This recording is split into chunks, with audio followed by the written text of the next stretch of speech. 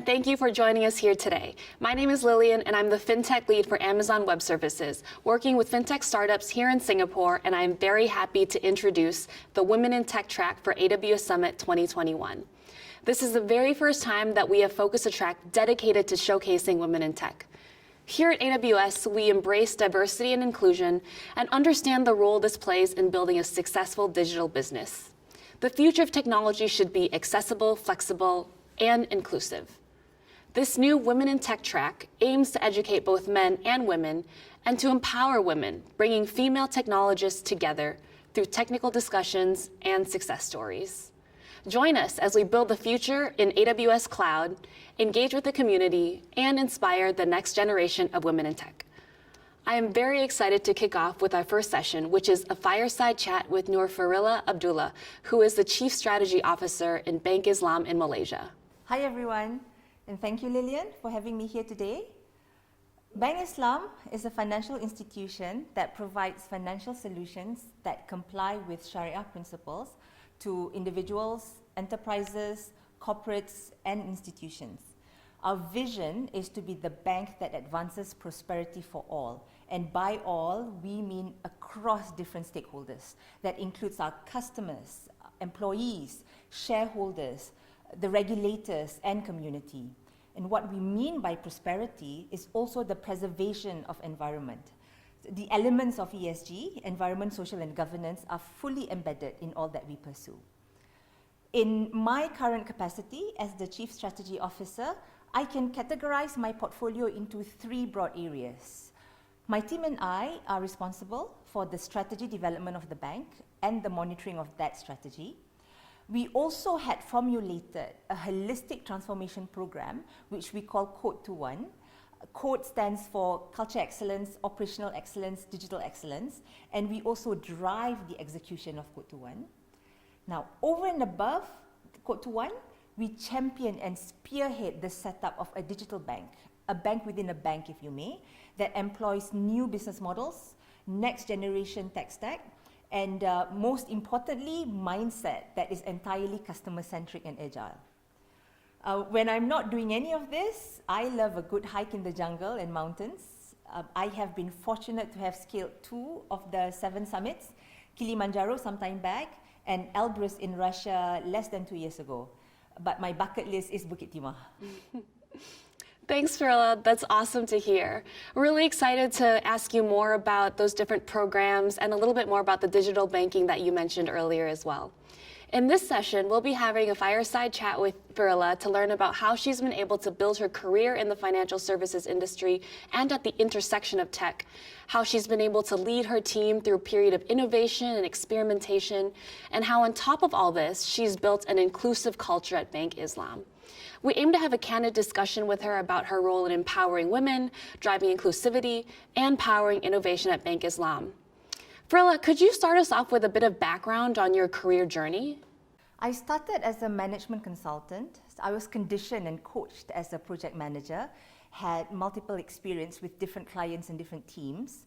It was in Accenture. In Accenture, I was spoiled with the vastness of resources or knowledge at my fingertips. I have access to methodologies, structured approaches, frameworks, templates, subject matter experts, specialists, and especially leaders and mentors around the world. So this built my foundation. Then I left the consulting role for an industry role. I joined a local bank for merger integration work. I did 2 integration work in the span of 4 years, one in Malaysia and one in Indonesia. These projects were really fast-paced and I had steep learning curves. I also did my fair share of traveling. The main learnings were from the wide interactions across the organization, managing different culture from different organizations. 2 mergers means 4 different banks, as well as different countries. So I had a bird's eye view of a bank. I was exposed to leadership. I was intimately close to observe their thought process and the decision-making of these inspiring leaders. Then I was seconded to the subsidiary of the bank, still in the financial services industry, but operating payments. It's a much smaller company where multitasking is expected. It was transformation work, but the organization was at a different level of maturity to the bank. So processes and structures were more fluid and may not even have been set up. So we had to establish that. Culture and process were the main undertaking, nurturing teamwork as well. This was also my exposure to how to manage and run a company because I was a line manager. Then I left for Bank Islam for the opportunity of personal growth. And I believe it is these diverse learnings and experiences that I bring to bear to Bank Islam today. It's really interesting to hear that your background in Accenture and in consulting seemed like it primed you and gave you the perfect stepping stone to actually enter into the banking space and giving you a comprehensive view of how the bank actually operates. Can you tell us a little bit about some of these challenges that you may have encountered along the way in this journey? On the personal front, throughout these 4 organizations and 24 years of my career, obviously I came in and out of my own life phases. That is from being a single carefree woman, only having work to think of, to getting married, having my first son, having my second son, adapting to family life with newborns, then toddlers, active kids, then teenagers, and now my eldest is going into the next phase of his life, pre-university. I would like to think that throughout these life phases, my dedication to family and work doesn't falter. Family is my raison d'etre, and I love what I do at work. It's my passion, and it gives me a sense of purpose. But sometimes conflicts do occur, especially when it comes to the allocation of my time. And the allocation of time is not fixed nor linear. There are times when the weight of time is with family, and there are times when it's more to work. So finding this balance and feeling at peace with the choices I make is critical. And this is continuous. I make these choices every day, even today. On the professional front, I have been really fortunate to have grown up in organizations that see me and treat me based on merits. I have been exposed to really strong female role models among my peers and my superiors. Seeing them in action makes me not have any doubts about fulfilling my potential at work. Never once did I think that there are limits to what I can do at work. I have had, but that's not to say that I haven't had setbacks. I have had setbacks, of course. I didn't get the promotion that I wanted, or that I performed really poorly for a presentation that was so important. And even today, I face delays on the projects that my team and I are supposed to deliver. And there are situations where we didn't achieve the outcome expected, even after having toiled and spent no effort in the implementation. But what I have learned throughout the years is that these setbacks are opportunities to learn. Reflection and introspection personally and with the team is important when faced with challenges. We normally ask the questions of how do we move forward from here? What have we missed? What additional data do we need? It's also sometimes an opportunity to see the issues from a different angle. Being focused on how we can move forward is key in overcoming any challenges. And I can equate this to my experience hiking. When there's a big log stopping me in my tracks, I think about what do I need to do to get past it. And I assess the possibilities of climbing over it, going round it, digging under it, or chop it. So as long as you're focused on how to take the next step, you will progress. I love how you've had so many different role models in your career, and I think it's really important for women to see people like them who look like them and who talk like them, and know that there's a path to kind of career development through emulating these role models. And I like how you're kind of, very focused on reviewing your setbacks and looking at them through a different lens and learning from them and how to change your perspective. And now I want to ask you about something that you've mentioned before in the past, which is this idea of an ambidextrous organization.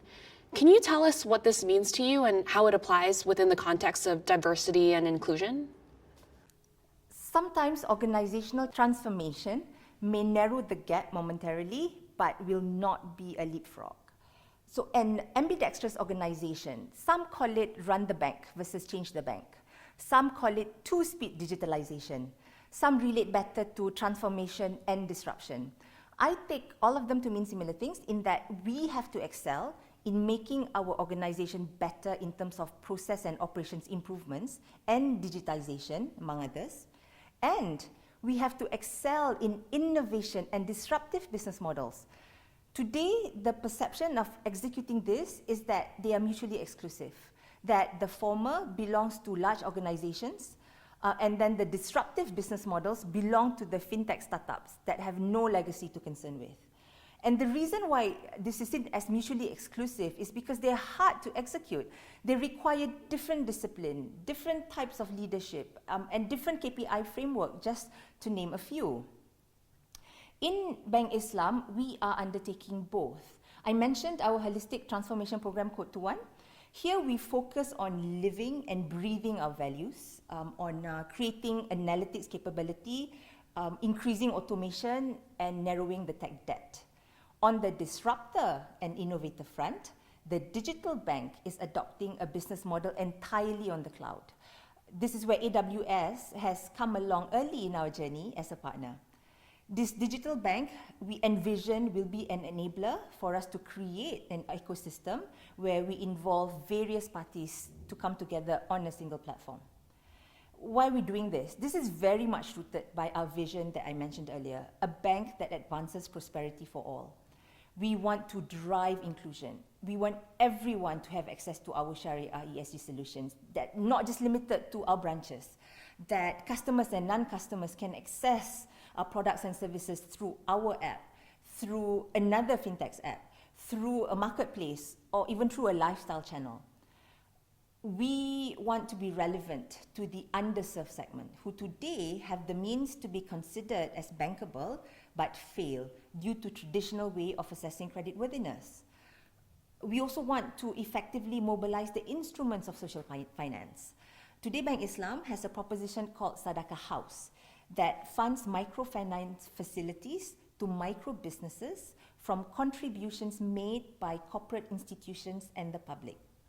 The microfinance is deployed to upskill the owner-operators of these micro businesses to start as well as to grow their businesses. To achieve all this and more, we are racing with ourselves to develop the platform that will enable us to scale and benefit our customers and community. Love to hear what Bank Islam is doing in digital banking. And I think the fact that you're kind of breaking down these mental models of how banks operate and how fintechs operate and kind of taking and choosing what works for you and what's going to help Bank Islam innovate is really, really fascinating. Also, I think these new financial instruments that you guys are creating and sort of this vision of Bank Islam around creating an ecosystem where you're really addressing financial inclusion and experimenting with the cloud is really interesting. Can you tell me a little bit more about that and tell me about how the team has been using AWS, how it's helped Bank Islam with your experience, and what have you been able to do differently now than you were doing previously? We were very deliberate when we embarked on the digital bank journey that we are going to do everything differently. This is our opportunity to experiment and learn about not just next generation technologies and solutions, but also new business models. This is important. The digital bank is a way for us to isolate experimentation risks against the mothership bank. Going to cloud is actually a no-brainer. We were under very tight timeline to produce a prototype that will dictate whether we can proceed to the next milestone. So we were able to spin up the environment and the development in such a short period of time during the early phase of the pandemic when everybody was locked down, which is unheard of had we maintained our normal operating model. And mind you, we didn't really have a matured capability and skill set just yet when we started this. So we definitely could see results earlier. We could iterate, and then we can make decisions faster. It's definitely helped us become more agile. That sounds incredible. It sounds like you are really able to lead the organization through a departure from how things were done in the past and lead them through this new phase of innovation. Sounds like the team was upskilled. They kind of ventured into a space that they hadn't really been in, maybe outside of their comfort zone even. And I think it takes a lot to kind of lead an organization through this type of project. Can you talk to us about what your leadership style is? I think particularly in the projects that you're doing and in this industry that is facing such divergent changes and innovations, both on the technical side and on the cultural side? This relates to the leadership required for an ambidextrous organization. I think I show a lot of stamina because I need lots of stamina. 1 minute, I'm reviewing user stories and empathizing with the persona. The next minute, I'm addressing key stakeholders on organizational corporate scorecard. I drive execution discipline alongside passionate and coherent storytelling. I think that we need to have this at equilibrium. I also would like to think that I know when to reward risk-taking and when to reward or penalize on outcome.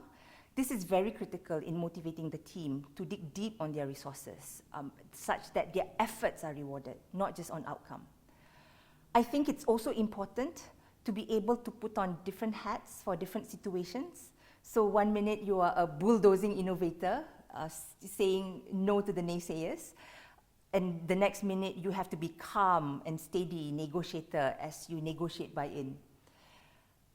What's important to the team is that we never ever lose sight of the bigger purpose. So learnings must be reflected upon. Benefits spread wider. We also need to lift and drop proven practices from one outfit to the other. I also try to show that check and balance is important because you do not want to have blinkers on once you have an innovation idea set, especially in such a regulated industry. But it's knowing when you're dealing with valid check and balance and not inertia. That's more critical because you need to address these situations differently. I would also like to think that I encourage differing views, and this is something that I learned early on from my mentors, where in my early projects, nobody in the team was expected to fit a certain mold. Opinions, however extreme, were encouraged. So we celebrated diversity, and so many blind spots were uncovered because team members are free to voice their feedback and input. I love that you're so encouraging of experimentation because I think that it's really important for organizations to help employees feel like they can try different things, and that really underpins sort of the DNA of innovation, and it's really great that you're so encouraging of that. I think these are things that probably a lot of organizations and not just enterprises can probably learn from as well. So last question for me, Farilla. Can you share a little bit more about how Bank Islam and your team are enabling the next generation of women technologists and what we can all be doing more to empower them? In Bank Islam, we recognize that the mindset and culture is the most powerful in driving innovation and in creating next generation of women technologists. I take this from my own life lessons with my female mentors. If a woman thinks the sky is the limit, then what she can achieve is as limitless as the sky. So in Bank Islam, we ensure that role models are made more visible, not just to the direct team members, but to the wider audience. So we feature our female leaders in internal and external literature. Second, a nurturing environment is a prerequisite. For example, we introduced flexible working arrangements even before the pandemic. I have a new mother and new fathers in my team. And as someone who have gone through this phase of life, I know how much more settled your emotions are knowing your baby is in good hands. The flexible working arrangement empowers them to manage their own time with baby and with work, and the outcome has been outstanding. Productivity has increased. Another example is we introduced the mobility arrangement, where heads of divisions are measured by the movement or his or her team members intra and inter-division. Because there's a tendency for bosses to keep the good people. So by encouraging this gives our people the opportunity to do different work and be exposed to different leaders. And we believe that this makes our people more professionally well-rounded. Very soon, we are also launching a digital upskilling program that will include specific upskilling and reskilling programs for our employees with the skills that they'll need to be leaders in the digital era. We also have launched a Bank Islam Live Well program that looks at mental, emotional, and physical wellness. That's part of our culture and engagement initiatives to ensure our employees stay healthy, improve their morale and productivity. Our wellness program is very popular among our female employees. That's so amazing to hear. I love how Bank Islam is really investing in their employees, not just in the upskilling, but also in encouraging them to have a really long-term view of what are the different teams that they might want to work with at Islam, and to get that kind of 360 view of the organization that you might have experienced early on. And of course, those maternity and paternity programs are so exciting to hear about. I think this, culture of innovation is so important to nurturing diverse thinking and diverse perspectives, and it's so great to know that it's a very important pillar of Bank Islam's culture. So thanks again, Farilla, for these insights on how Bank Islam is building a more inclusive environment and how you're amplifying women's inputs and developments, and it has been such a pleasure to speak with you today. Thank you, Lillian. Thanks everyone for tuning in today, and we do hope you enjoy the rest of the Women in Tech track. We have some exciting sessions lined up, so be sure not to miss them. We focus a session on AI for inclusion, listen to some tenured Amazonians on how diversity delivers innovation at Amazon, and we will hear a talk from the Singapore Homegrown Cloud Seeders organization. We'll also learn about how to transform your customer experience using Connect, and lastly, feature an all-women startup and VC panel. And as always, please be sure to leave us some feedback. We would love to hear from you on how we can further improve our events and tailor them to better suit our audience. Thanks again, and looking forward to hosting you during the rest of today.